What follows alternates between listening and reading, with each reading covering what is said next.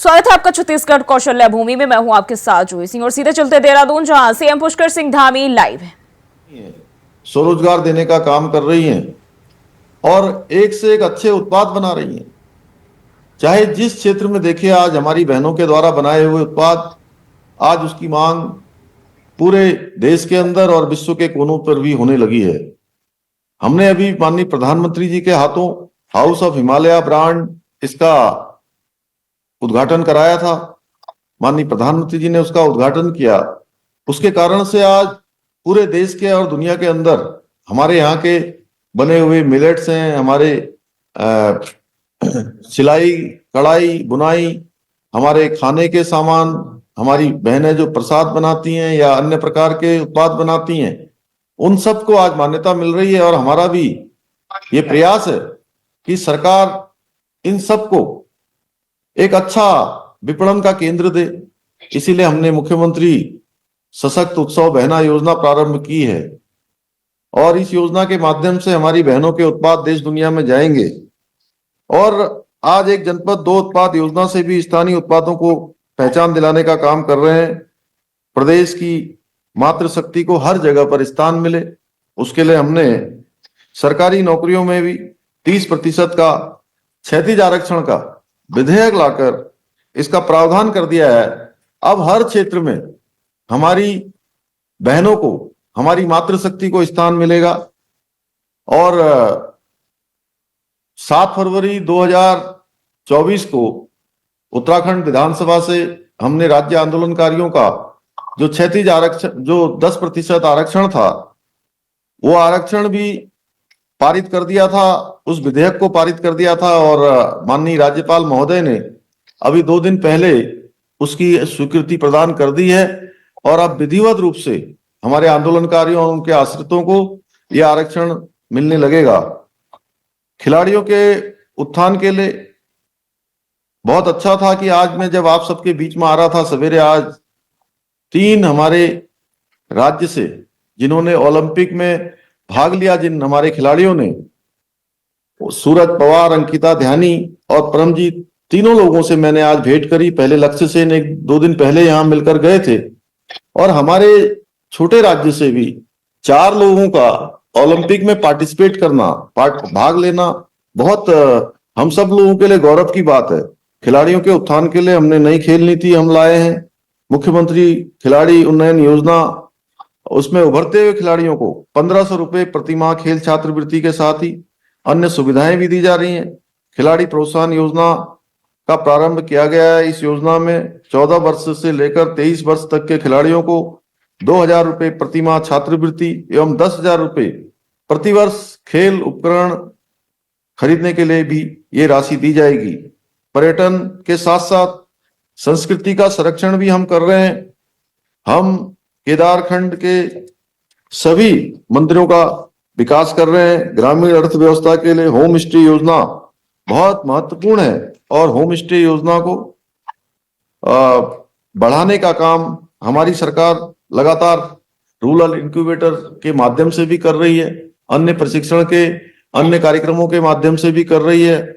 हमारी सरकार ने अभी कैबिनेट में एक मंत्रिमंडल में तय किया कि 5 करोड़ से कम की पर्यटन परियोजनाओं पर भी 1.5 करोड़ रुपए तक की सब्सिडी दी जाएगी, जिससे हमारे पहाड़ वासियों को, छोटे काम करने वालों को, होटल चलाने वालों को, ढाबा चलाने वालों को, होम स्टे चलाने वालों को सीधे सीधे इसका लाभ मिलने वाला है।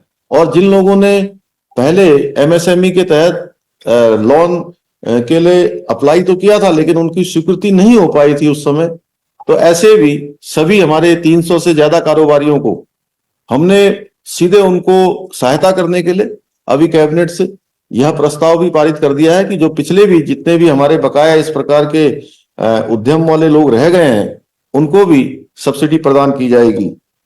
भाइयों बहनों, ऐसे अनेक काम आज हम कर रहे हैं। सरकार किसानों को 3 लाख रुपए और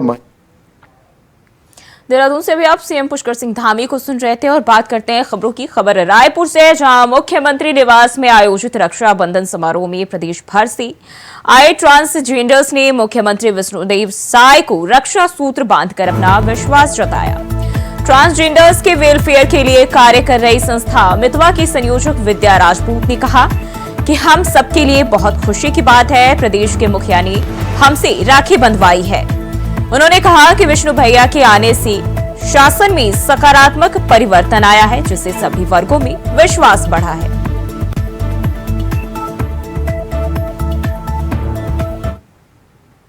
और वहीं रायपुर से बड़ी खबर सामने आ रही है। आज बीजेपी की बड़ी बैठक में सीएम साय रहेंगे मौजूद, कई दिग्गज नेता होंगे शामिल, सदस्यता अभियान की बड़ी कार्यशाला। तो रायपुर से ये जानकारी, कई दिग्गज नेता इस बैठक में शामिल होंगे। आज बीजेपी की ये बड़ी बैठक होने जा रही है। बड़ी जानकारी सामने आ रही बीजेपी की बैठक को लेकर। बैठक में मुख्यमंत्री विष्णुदेव साय मौजूद रहेंगे और आज इस बैठक का आयोजन किया जा रहा है। तो रायपुर से ये जानकारी, जहां कई दिग्गज नेता इसमें शामिल होंगे। सदस्यता अभियान की बड़ी कार्यशाला का आयोजन किया जा रहा है। तो रायपुर से ये जानकारी आपको बता दें, सदस्यता अभियान के तहत 10 करोड़ लोगों के संकल्प कराने का जो बीजेपी ने संकल्प लिया है, जोड़ने का जो संकल्प लिया है, उसी को लेकर ये अहम बैठक होने जा रही है। और ऐसे में मुख्यमंत्री विष्णुदेव साय के साथ साथ कई अन्य बड़े नेता इस बैठक में शामिल होंगे। रायपुर से ये जानकारी।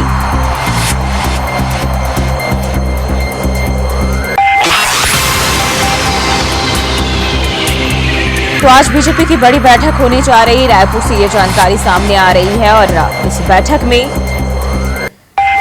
मुख्यमंत्री विष्णुदेव साय शामिल होंगे। सदस्यता अभियान की बड़ी कार्यशाला का आयोजन किया जा रहा है और सीएम साय के साथ साथ कई अन्य दिग्गज नेता इस बैठक में मौजूद रहेंगे।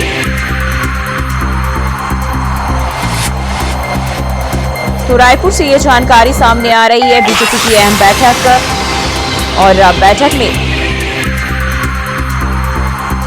कई दिग्गज नेता मौजूद रहेंगे और सदस्यता अभियान की बड़ी कार्यशाला का आयोजन किया जा रहा है। आपको बता दें कि जगह जगह सदस्यता अभियान के तहत लोगों को जोड़ने का काम किया जा रहा है और इसी के तहत जो है इस बैठक का आयोजन किया जा रहा है। और आपको बता दें 1 सितंबर से जो है इसकी शुरुआत होने जा रही है और ऐसे में 10 करोड़ लोगों को जोड़ने का संकल्प बीजेपी की ओर से, जिसको लेकर ये अहम बैठक होने जा रही है।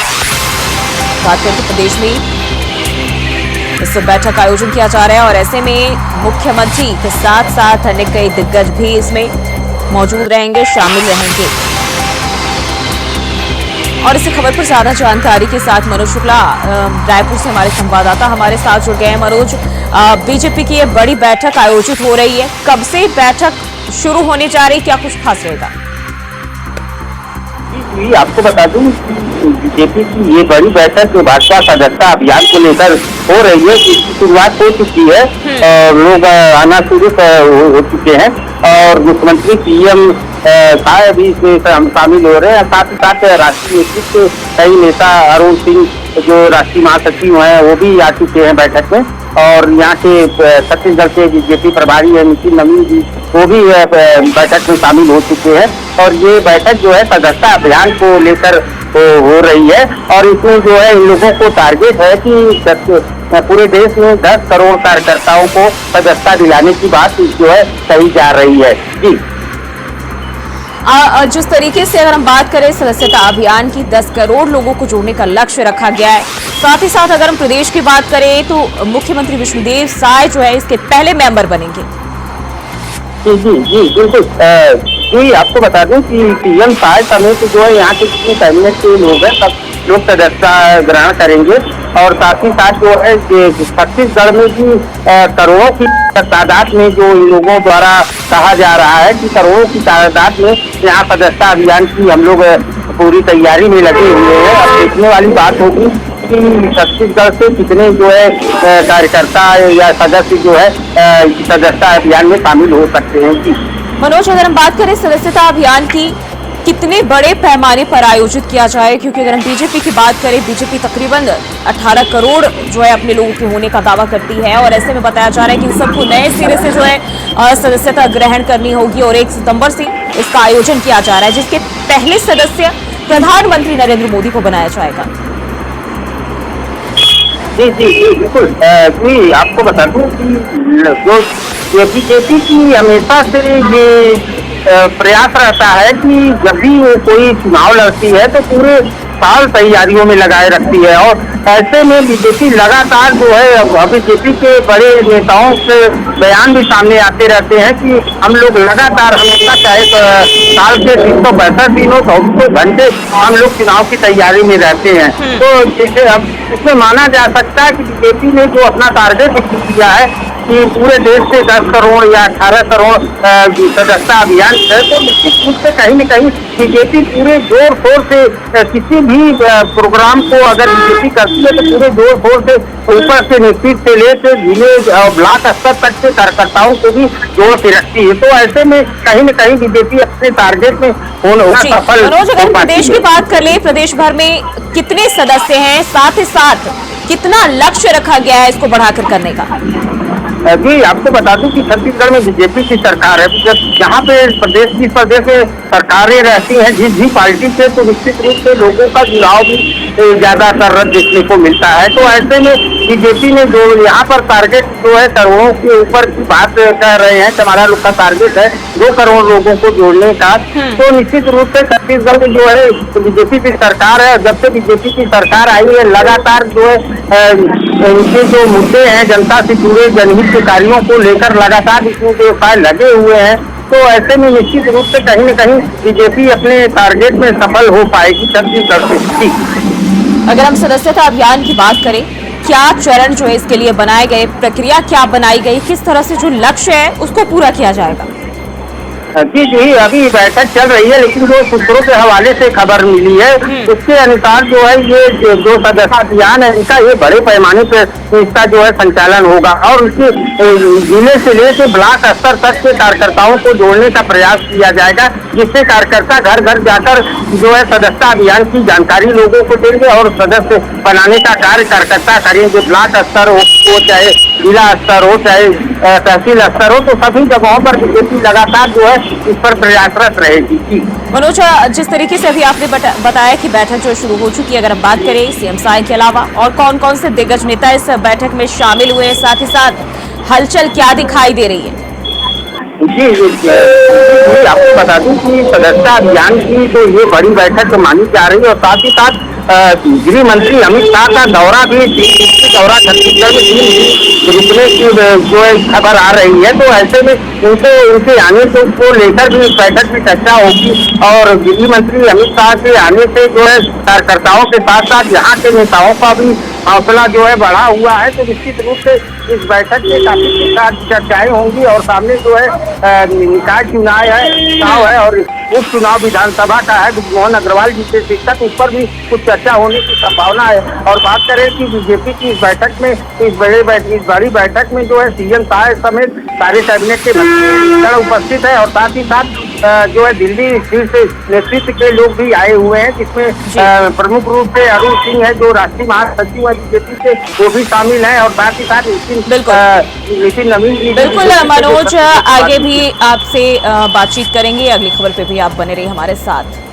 तो सदस्यता अभियान की बड़ी कार्यशाला का आयोजन किया जा रहा है, और मुख्यमंत्री की बैठक जो शुरू हो चुकी है, साथ ही साथ कई अन्य दिग्गज भी इसमें शामिल है। फिलहाल रुकते हैं एक छोटे से ब्रेक के लिए, फौरन हाजिर होते हैं।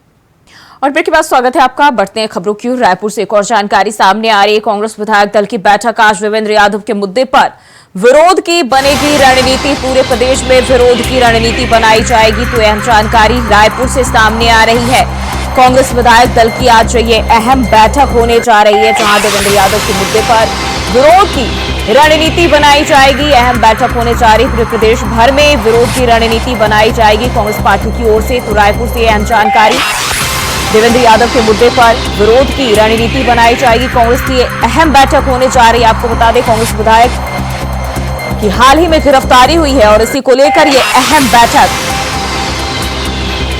और इस दौरान जो है गिरफ्तारी को लेकर विरोध जताने के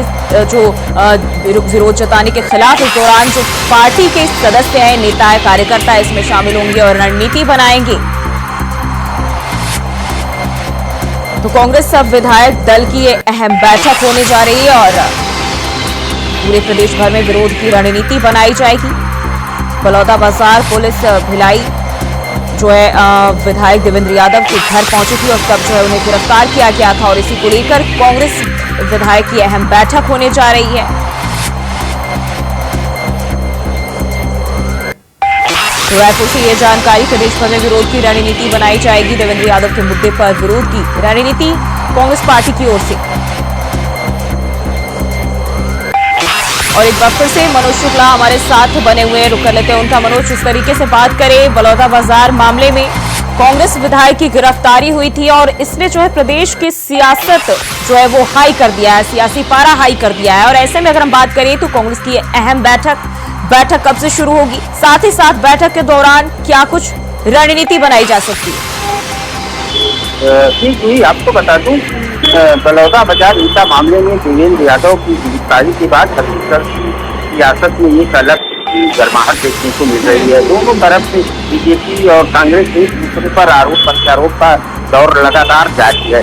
ऐसे में जो है कांग्रेस आज बड़ी बैठक हो रही है, जो है इसके साथ ही बैठक में कई तरह की चर्चाओं की बातें सामने निकल कर आ रही है। आप मुख्य बिंदु तो देवेंद्र यादव की गिरफ्तारी को लेकर है, साथ ही साथ जो ये हिडनबर्ग की रिपोर्ट का खुलासा नहीं हो रहा है, इसको लेकर 22 तारीख को ईडी कार्यालय का कांग्रेस घेराव करेगी बड़े पैमाने पर। और 24 तारीख को यही देवेंद्र यादव को लेकर जो गिरफ्तारी हुई है बलौदा बाजार हिंसा मामले में, उनको लेकर पूरे छत्तीसगढ़ में जिला मुख्यालयों पर कांग्रेस बड़ा प्रदर्शन करने की बात कह रही है। तो ऐसे में अब देखने वाली बात होगी, इसी सब बात को लेकर आज ये बड़ी बैठक कांग्रेस की राजीव भवन राजधानी में चल रही है। जी, लेकिन जिस तरीके से कांग्रेस विरोध प्रदर्शन की बात कर रही है, पहला जो कांग्रेस के नेता या विधायक नहीं है, इससे पहले भी कई कार्यकर्ताओं की गिरफ्तारी हुई है और जिस तरीके से कांग्रेस खुद को नीट एंड क्लीन बता रही है, हम अगर देखें तो पहले जिस तरीके से कई सारे लोग इसमें शामिल रहे हैं और उनकी गिरफ्तारी हुई है। और अगर हम विधायक की बात करें देवेंद्र यादव की, तो उनके यहाँ पहले भी पुलिस गई थी, तब भी उन्होंने कोऑपरेट नहीं किया था, जिसके बाद जो है दूसरी बार पहुंची और तब जाके उनकी गिरफ्तारी हुई। जी, आपको बता दूं कि पुलिस के द्वारा ये कहा जा रहा है कि हम लोगों ने 4 बार विधायक को जो है नोटिस भेजा था, पूछताछ के लिए। विधायक देवेंद्र यादव कभी भी शामिल नहीं हुए पूछताछ में और सहयोग नहीं कर रहे हैं। तो ऐसे ही हम लोगों को मजबूरी जो है जाकर उनके आवाज से उनको गिरफ्तार करना पड़ा। वहाँ भी जो है भिलाई में उनके आवाज पर कार्यकर्ताओं ने काफी विरोध प्रदर्शन किया। साथ ही साथ जब उनको रात में सेंट्रल जेल रायपुर लाया गया था, तो रायपुर सेंट्रल जेल के बाहर भी जो है बड़े पैमाने पर कार्यकर्ताओं का विरोध प्रदर्शन देखने को मिला। और बड़े नेता, जो कांग्रेस के बड़े नेता पूर्व मुख्यमंत्री भूपेश बघेल ने यहाँ तक कह दिया कि जो इस मामले में सिर्फ टारगेट किया जा रहा है बड़े नेताओं का। तो ऐसे में जो, और वहीं पर इस मुद्दे को लेकर, इस मामले को लेकर मुख्यमंत्री साहब ने कहा कि जो भी है वो अदालत है, अदालत में वो जा सकते हैं। अगर उनको ऐसा लग रहा है किसी को हम लोग टारगेट नहीं कर रहे, कानून अपने तरीके से काम कर रहा है और निष्पक्ष रूप में इसमें देखा जा सकता है। जी मनोज, बहुत बहुत शुक्रिया जानकारी साझा करने के लिए। बढ़ते हैं आगे। हरियाणा और जम्मू कश्मीर में विधानसभा चुनाव की तारीखों का ऐलान हो चुका है। धारा 377 हटने के बाद पहली बार जम्मू कश्मीर में विधानसभा चुनाव होने जा रहा है, लिहाजा चुनाव आयोग के लिए सफल चुनाव कराना एक बड़ी चुनौती है। इलेक्शन शेड्यूल जारी करने के बाद अब चुनावी तैयारी को पुख्ता बनाने में चुनाव आयोग जुटा हुआ है। इधर सफल चुनाव कराने को लेकर इलेक्शन कमीशन ने सेंट्रल ऑब्जर्वर्स की भी नियुक्ति कर ली है। सभी केंद्रीय पर्यवेक्षकों को 22 अगस्त को दिल्ली बुलाया गया है। 22 अगस्त की सुबह 9 बजे से चुनाव आयोग के केंद्रीय पर्यवेक्षकों के साथ मीटिंग होगी। छत्तीसगढ़ से हरियाणा और जम्मू कश्मीर में चुनाव कराने को लेकर 9 आईएएस को सेंट्रल ऑब्जर्वर बनाया गया है, वहीं 3 आईपीएस भी ऑब्जर्वर बनाए गए हैं।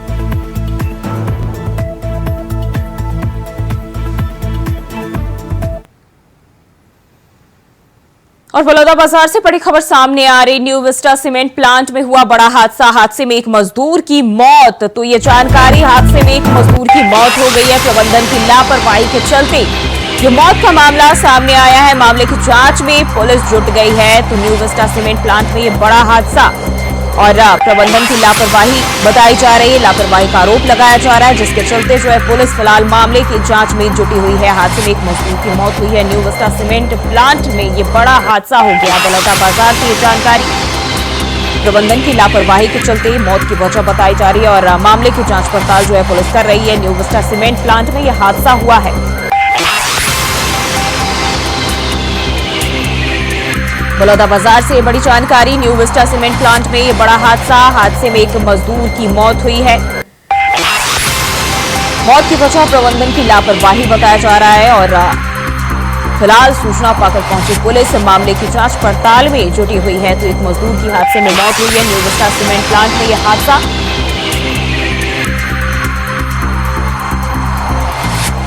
बलौदाबाजार से ये जानकारी सामने आ रही है और इस दौरान जो है एक मजदूर की मौत हुई है। और वहीं बढ़ते आगे, बलौदाबाजार हिंसा मामले में भिलाई से कांग्रेस विधायक देवेंद्र यादव की गिरफ्तारी को लेकर बीजेपी कांग्रेस पर निशाना साध रही है। बीजेपी प्रदेश महामंत्री संजय श्रीवास्तव ने पूर्व मुख्यमंत्री भूपेश बघेल पर निशाना साधते हुए कांग्रेस पर कटाक्ष किया। उन्होंने कांग्रेस से सवाल पूछते हुए कहा कि आखिर हर अपराधी का संरक्षण करने भूपेश बघेल ही क्यों आते हैं और आखिर कितने आरोपियों को भूपेश बघेल बचाव करेंगे। कांग्रेस के नेताओं का एक और अपराध और उस अपराध पर देवेंद्र यादव की गिरफ्तारी और एक बार फिर से पिछले 5-6 वर्षों की तरह हर अपराध का संरक्षण करने वाले पूर्व मुख्यमंत्री सामने आकर अपराधी को बचाव में सामने दिखाई दे रहे हैं। कांग्रेस के एकमात्र नेता पूर्व मुख्यमंत्री के रूप में आखिर ऐसी कौन सी वजह है कि पिछले 5 वर्ष में से कौन से कांड भूपेश बघेल की सरकार ने किए हैं कि हर एक अपराधी का संरक्षण करने के लिए सबसे पहले पूर्व मुख्यमंत्री सामने आते हैं। चाहे वो सौम्य चौरसिया की गिरफ्तारी का विषय हो, चाहे वो रानू साहू की गिरफ्तारी का विषय हो, चाहे फिर समीर विश्नोई का वो घोटाला हो, चाहे वो अनवर ढिबर, चाहे सूर्यकांत तिवारी या चाहे फिर देवेंद्र यादव की बात हो, हर एक अपराधियों के पीछे सबसे पहले कोई खड़ा हुआ दिखाई देता है तो वो भूपेश बघेल दिखाई देते हैं। और तो और केवल प्रदेश ही नहीं बल्कि दिल्ली में जाकर इन अपराधियों के बचाव में राष्ट्रीय स्तर पर भी जाकर प्रेस कॉन्फ्रेंस करते हैं। आखिर इसके पीछे का कारण क्या है? कितने अपराध और कितने अपराधियों को पूर्व मुख्यमंत्री भूपेश बघेल जी संरक्षण देंगे, इसका और वहीं महादेव सटायप के आरोपी दीपक नेपाली के भाई ने दुर्ग एसपी से भावनात्मक अपील की है। लोकेश ने सोशल मीडिया पर वीडियो जारी कर अपने भाई को रिमांड पर नहीं लेने और उसे कोई चोट नहीं पहुंचाने की गुहार लगाई है। यह वीडियो सोशल मीडिया पर जमकर वायरल हो रहा है। वायरल वीडियो में लोकेश सिंह ने दुर्ग एसपी से कहा, मैं हाथ जोड़कर निवेदन करता हूं कि मेरे भाई को कोई चोट ना पहुंचाई जाए। हालांकि बाद में उसने वीडियो डिलीट कर दिया। बता दें कि लोकेश महादेव सटायप मामले में भाई दीपक के साथ शामिल रहा है, जिसे जामुल थाना पुलिस ने महादेव सटायप का पैनल चलाने के मामले में गिरफ्तार किया था। जुलाई में हत्या के प्रयास के मामले में दोषी पाते हुए दुर्ग न्यायालय ने 7 साल की सजा भी सुनाई थी।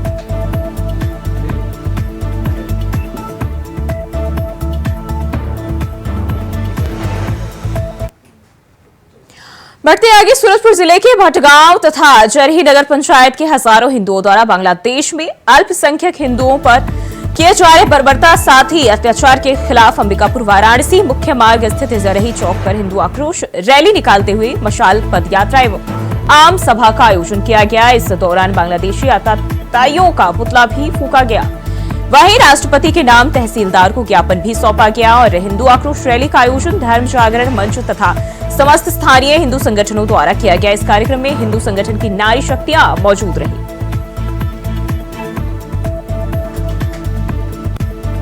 सर्व हिंदू समाज के द्वारा जरही नगर में आक्रोश रैली एवं मशाल जला के विरोध प्रदर्शन किया जा रहा है।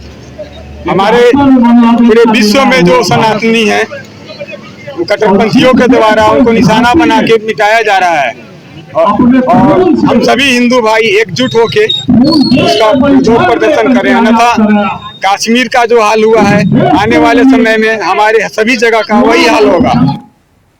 और छत्तीसगढ़ कौशल्या भूमि में फिलहाल के लिए बस इतना ही। खबरों के लिए बने रहिए इंडिया वॉइस के साथ।